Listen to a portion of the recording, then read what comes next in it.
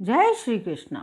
रुद्र संहिता प्रारंभ होती है। ऋषियों के प्रश्न के उत्तर में नारद ब्रह्म संवाद की अवधारणा करते हुए सूत जी का उन्हें नारद मोह का प्रसंग सुनाना, काम विजय के गर्व से युक्त हुए नारद का शिव ब्रह्मा तथा विष्णु के पास जाकर अपने तप का प्रभाव बताना, जो विश्व की उत्पत्ति, स्थिति और लय आदि के एकमात्र कारण हैं, गौरी गिरिराज कुमारी उमा के पति हैं, तत्वज्ञ हैं, जिनकी कीर्ति का कहीं अंत नहीं है, जो माया के आश्रय होकर भी उससे अत्यंत दूर हैं, जिनका स्वरूप अचिंत्य है, उन विमल बोध स्वरूप भगवान शिव को मैं प्रणाम करता हूँ।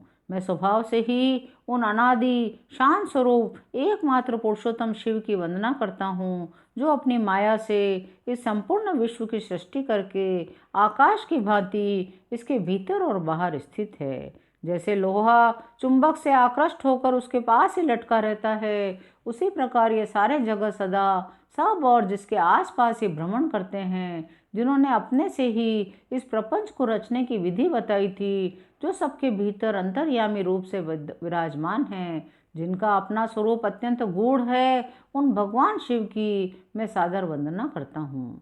व्यास जी कहते हैं, जगत के पिता भगवान शिव, जगन माता कल्याणमयी पार्वती, उनके पुत्र गणेश जी को नमस्कार करके हम इस पुराण का वर्णन करते हैं। एक समय की बात है, नैमिषारण्य में निवास करने वाले शौनक आदि सभी मुनियों ने उत्तम भक्ति भाव के साथ सूत जी से पूछा। ऋषि बोले, महाभाग सूत जी, विश्वेश्वर संहिता की जो साध्य साधन खंड नाम वाली शुभ एवं उत्तम कथा है, उसे हम लोगों ने सुन लिया। अब आप भगवान शिव के परम उत्तम स्वरूप का वर्णन कीजिए, साथ ही शिव और पार्वती के दिव्य चरित्रों का पूर्ण रूप से श्रवण कराइए। सृष्टि के पहले भगवान शिव किस प्रकार अपने स्वरूप से स्थित होते हैं, फिर सृष्टि के मध्यकाल में वे भगवान किस तरह क्रीड़ा करते हुए सम्यक व्यवहार करते हैं, लोक कल्याणकारी शंकर कैसे प्रसन्न होते हैं, यह सब हमसे कहिए। वे महान दयालु हैं, वे अपने भक्तों का कष्ट देख नहीं सकते। ब्रह्मा विष्णु महेश ये तीन देवता शिव के ही अंग से उत्पन्न हुए हैं, उनके प्राकट्य की कथा कीजिए। प्रभु, आप उमा के आविर्भाव और विवाह की भी कथा कहिए, विशेषतः उनके गृहस्थ धर्म का, अन्य लीलाओं का वर्णन कीजिए।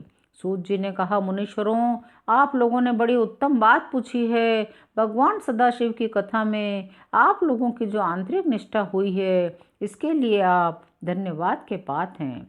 आप लोगों के प्रश्न के अनुसार मैं यथा बुद्धि प्रयत्न पूर्वक शिव लीला का वर्णन करता हूँ। जैसे आप लोग पूछ रहे हैं, उसी प्रकार देवर्षि नारद जी ने शिव रूपी भगवान विष्णु से प्रेरित होकर अपने पिता से पूछा था। अपने पुत्र नारद का प्रश्न सुनकर शिव भक्त ब्रह्मा जी का चित्त प्रसन्न हो गया था। एक समय की बात है, मुनि शिरोमणि विप्र व नारद जी ने, जो ब्रह्मा जी के पुत्र हैं, विनीत चित्त होकर तपस्या में मन लगाया। हिमालय पर्वत में कोई एक गुफा थी, जो बड़ी शोभा से संपन्न दिखाई देती थी। उसके निकट देव नदी गंगा निरंतर वेग पूर्वक बहती थी। वहाँ एक महान दिव्य आश्रम था। दिव्यदर्शी नारद जी तपस्या करने के लिए उसी आश्रम में गए। उस गुफा को देखकर नारद जी बड़े प्रसन्न हुए।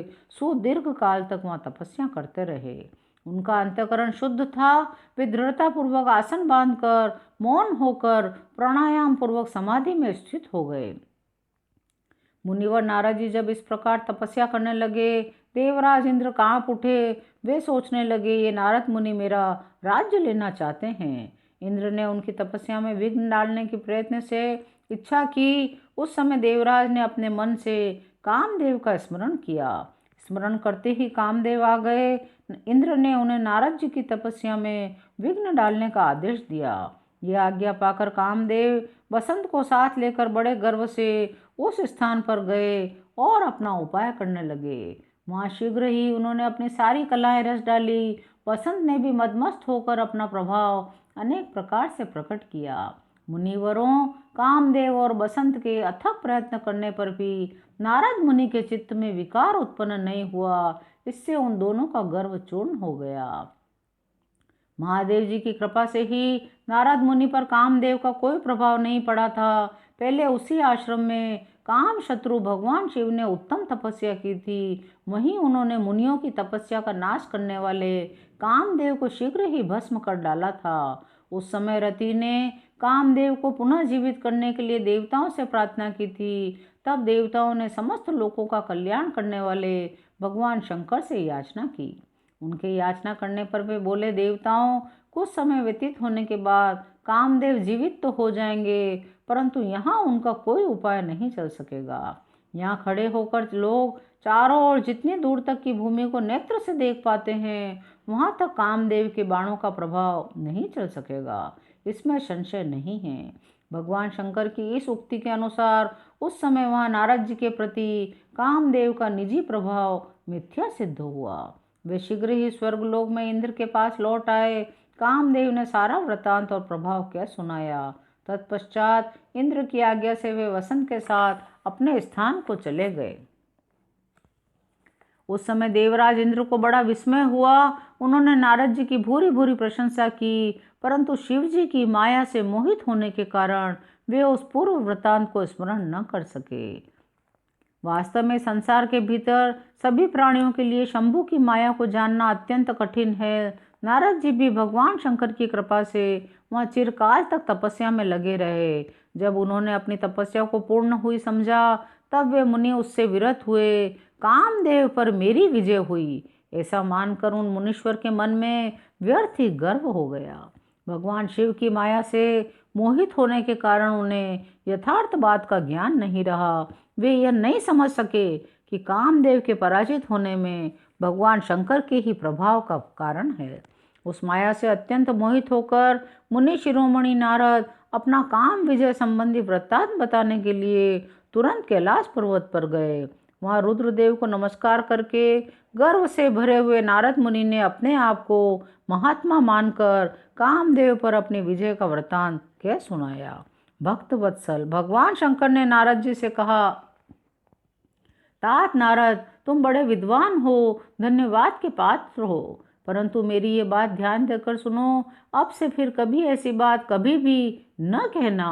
भगवान विष्णु के सामने तो इसकी चर्चा कदापि न करना। तुमने मुझसे अपना जो वृतांत बताया है, उसे पूछने पर भी दूसरों के सामने न कहना। तुम मुझे विशेष प्रिय हो, इसलिए मैं तुम्हें शिक्षा देता हूँ, इसे न कहने की आज्ञा देता हूँ। तुम भगवान विष्णु के भक्त हो, उनके भक्त मेरे अत्यंत अनुगामी हो। इस प्रकार संसार की सृष्टि करने वाले भगवान रुद्र ने नारद जी को शिक्षा दी, परंतु वे तो शिव की माया से मोहित थे। उनकी दी हुई शिक्षा को अपने लिए हितकर न मानकर मुनि शिरोमणि नारद ब्रह्मलोक में गए। वहां जाकर पिता ब्रह्मा जी से बोले, पिताजी, मैंने अपने तपोबल से कामदेव को जीत लिया है। ब्रह्मा जी ने भगवान शिव के चरणाविंदों का चिंतन किया। सारा कारण जानकर पुत्र को यह सब कहने से मना किया, परंतु नारद जी शिव की माया से मोहित थे। उनके चित्त में मद का अंकुर जम गया था, उनकी बुद्धि मारी गई थी। नारद जी ने अपना यह सारा वृतांत भगवान विष्णु के सामने कहने के लिए शीघ्र ही विष्णु लोक में पहुंच गए। नारद मुनि को आते देखकर भगवान विष्णु बड़े आदर से उठे, मुनि को हृदय से लगा लिया। इसका उन्हें पहले ही पता था कि मुनि किस कारण से पधारे हैं। भगवान विष्णु बोले, तात, कहाँ से आते हो, किस लिए तुम्हारा आगमन हुआ है। मुनि श्रेष्ठ, तुम धन्य हो, तुम्हारे शुभागमन से मैं पवित्र हो गया। भगवान विष्णु का यह वचन सुनकर गर्व से भरे हुए नारद मुनि ने मद से मोहित होकर अपना काम विजय का सारा वृतांत बड़े अभिमान के साथ कह सुनाया। नारद मुनि का वह अहंकार युक्त वचन सुनकर मन ही मन भगवान विष्णु ने उनकी काम विजय के यथार्थ कारण को पूर्ण रूप से जान लिया। तत्पश्चात विष्णु बोले, मुनि श्रेष्ठ, तुम धन्य हो, तपस्या के भंडार हो, तुम्हारा हृदय बड़ा उदार है। जिसके भीतर भक्ति, ज्ञान और वैराग्य नहीं होते, उसी के मन में समस्त दुखों को देने वाले काम, मोह आदि विकार शीघ्र ही उत्पन्न होते हैं। तुम तो जन्म से ही निर्विकार तथा शुद्ध बुद्धि वाले हो। नारद जी जोर जोर से हंसने लगे। भगवान को प्रणाम करके बोले, स्वामीन, जब मुझ पर आपकी कृपा है, तब बेचारा कामदेव अपना क्या प्रभाव दिखा सकता है। ऐसा कहकर भगवान के चरणों में मस्तक झुकाकर इच्छानुसार विचरने वाले नारद मुनि वहां से चले गए। आज की कथा यहीं विराम लेती है। शेष अगले अंकों में शिव कथा सुनने के लिए चैनल को सब्सक्राइब कीजिए। ओम नमः शिवाय।